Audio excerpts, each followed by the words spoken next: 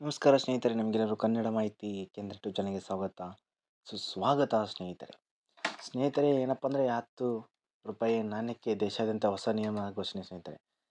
ಏನಂದರೆ RBI ಹೊರಡಿಸುವ ಈ ಹೊಸ ನ್ಯೂಸ್ ಏನು, ಹೊಸ ಆದೇಶ ಏನು ಅಂತೇಳಿ ಈ ವಿಡಿಯೋದಲ್ಲಿ ತಿಳಿಸ್ಕೊಡ್ತೀವಿ ಸ್ನೇಹಿತರೆ. ನೀವೇನಾದರೂ ಅಂಗಡಿಗಳಲ್ಲಿ ಏನಂದರೆ ₹10 ನಾಣ್ಯವನ್ನು ತಿರಸ್ಕಾರ ಮಾಡ್ತಾ ಇದ್ದೀರಾ? ಹಾಗಿದ್ರೆ ಎಚ್ಚರ, ನಿಮ್ಮ ವಿರುದ್ಧ ಈ ಕಾನೂನು ಕ್ರಮ ಫಿಕ್ಸ್ ಆಗಬಹುದು. ಹಾಗಿದ್ರೆ ಏನು ವಿಡಿಯೋನ ಪೂರ್ತಿಯಾಗಿ ನೋಡಿ, ನಾನು ನಿಮಗೆ ತಿಳಿಸ್ಕೊಡೋ ಪ್ರಯತ್ನ. ಅದಕ್ಕೂ ಮೊದಲು ನಮ್ಮ ಕೆಳಗಡೆ ಇರುವ ಒಂದು ಸಬ್ಸ್ಕ್ರೈಬ್ ಬಟನ್ ಇಲ್ಲ ಸ್ನೇಹಿತರೆ, ಅದನ್ನು ಕ್ಲಿಕ್ ಮಾಡಿಬಿಟ್ಟು ಸಬ್ಸ್ಕ್ರೈಬ್ ಮಾಡ್ಕೊಳ್ಳಿ. ಯಾಕಂದರೆ ನಾವು ಹೊಸ ವಿಡಿಯೋ ಹಾಕಿದರೆ ನಿಮಗೆ ತಕ್ಷಣ ಬರುತ್ತವೆ. ಅದಕ್ಕೋಸ್ಕರ ಅದನ್ನು ಸಬ್ಸ್ಕ್ರೈಬ್ ಮಾಡ್ಕೊಂಡು ವಿಡಿಯೋನ ಪೂರ್ತಿಯಾಗಿ ನೋಡಿ ಸ್ನೇಹಿತರೆ. ವಹಿವಾಟು ನಡೆಸುವಾಗ ರೂಪಾಯಿ ಅಂದರೆ ಮುಖಬೆಲೆಯ ನಾಣ್ಯಗಳನ್ನು ನೀಡಿದರೆ ಜನರು ಅದನ್ನು ಸ್ವೀಕರಿಸಲು ಹಿಂದೆಟ್ಟು ಹಾಕ್ತಾರೆ. ಹೌದು ಸ್ನೇಹಿತರೆ, ಕೆಲವರು ಈ ನಾಣ್ಯಗಳು ನಕಲಿ ಅಂತ ಹೇಳಿ ಭಾವಿಸಿದರೆ ಮತ್ತು ಕೆಲವರು ನಾಣ್ಯದ ಮೇಲಿರುವ ವಿನ್ಯಾಸ ಮತ್ತು ಚಿಹ್ನೆಗಳ ಬಗ್ಗೆ ಗೊಂದಲಕ್ಕೆ ಒಳಗಾಗ್ತಾರೆ. ಹೌದು ಸ್ನೇಹಿತರೆ, ಏನಪ್ಪ ಅಂದರೆ ಎಲ್ಲ ಗೊಂದಲಗಳಲ್ಲಿ ಭಾರತೀಯ ರಿಸರ್ವ್ ಬ್ಯಾಂಕ್ ಇದೀಗ ತೆರೆಯನ್ನು ಹೇಳಿತ್ತು. ಎಲ್ಲರ ರೂಪಾಯಿ ನಾಣ್ಯಗಳ ಕಾನೂನುಬದ್ಧವಾಗಿ ಮಾನ್ಯವಾಗಿದೆ ಅಂತ ಹೇಳಿದೆ. ಮತ್ತೊಮ್ಮೆ ಸ್ಪಷ್ಟಪಡಿಸಿದೆ. ಸೊ ಏನಪ್ಪ ಅಂದರೆ ಈ ಗೊಂದಲದ ಕಾರಣಕ್ಕೆ ಏನು, RBI ಕಾಲಕಾಲಕ್ಕೆ ವಿವಿಧ ಆವೃತ್ತಿಗಳಲ್ಲಿ ಮತ್ತು ವಿನ್ಯಾಸಗಳಲ್ಲಿ ₹10 ನಾಣ್ಯಗಳನ್ನು ಬಿಡುಗಡೆ ಮಾಡಲಿದೆ ಸ್ನೇಹಿತರೆ. ಕೆಲವು ನಾಣ್ಯಗಳ ಮೇಲೆ ರೂಪಾಯಿ ಚಿಹ್ನೆ ಕೆಲವು ಹಳೆಯ ನಾಣ್ಯಗಳಲ್ಲಿ ಆ ಚಿಹ್ನೆ ಇರುವುದಿಲ್ಲ.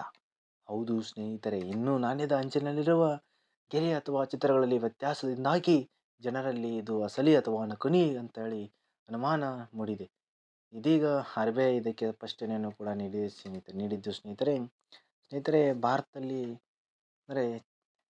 ಚಲಾವಣೆಯಲ್ಲಿರುವಂತಹ ಎಲ್ಲ ₹10 ನಾಣ್ಯಗಳು ಏನಿದ್ದಾವೆ ಅದನ್ನು ಕಾನೂನುಬದ್ಧವಾಗಿ ಅಂತ ಹೇಳಿದೆ. ಸೊ ಹಾಗಾಗಿ ಯಾವುದೇ ವ್ಯಕ್ತಿ ಅಥವಾ ವ್ಯಾಪಾರಿ ನಾಣ್ಯವನ್ನು ಸ್ವೀಕರಿಸಲು ನಿರಾಕರಣೆ ಮಾಡುವಂತಿಲ್ಲ.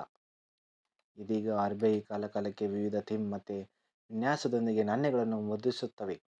ಸೊ ಇವೆಲ್ಲವೂ ಕೂಡ ವಹಿವಾಟಿಗೆ ಸಂಪೂರ್ಣವಾಗಿ ಮಾನ್ಯವಾಗಿರುತ್ತದೆ.